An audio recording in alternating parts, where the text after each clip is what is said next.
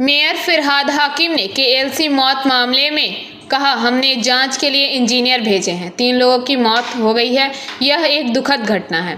हम मृतकों के परिवारों के साथ खड़े हैं। अभिजीत सरकार द्वारा स्वास्थ्य मंत्री व जहरीली सेलाइन की थीम पर उन्होंने कहा कि এগুলোর কোনো মানে নেই। এইসব করে করে বিজেপি আজকে আর 20টা আসনও পাবে না। তার কারণ এইসব ছেঁচো পলিটিক্স বাংলায় চলে না। সরস্বতী পুজোর থিম ওটা হতে পারে, সরস্বতী পুজোর থিম হতে পারে। মুখ্যমন্ত্রী দিচ্ছেন বিশ্ব কোনোটা বিশ্ব আছে না আছে সেটা ইনভেস্টিগেশন আছে। এটার জন্যে কী হয়, তাহলে যোগীকে তো আগে বলতে হয় যে এত হাজার হাজার লোক মারা গেছে কুম্ভে, এত লোক মারা গেছে।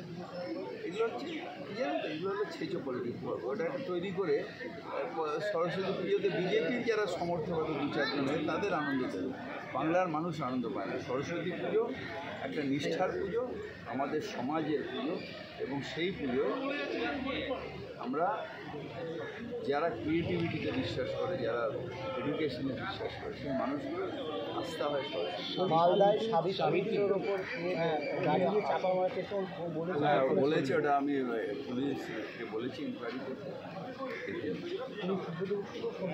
সবাইকে করেছিলাম, আমরা পুলিশ সুপারকে বলা হয়েছে মালদায় আরেকজন শিক্ষক, তিনি তার পা ভেঙে যাওয়া হয়েছে, মানে তিনি বলছে একাডেমিক ক্যালেন্ডার নিয়ে বৈঠকে। Bureau report PVTV news.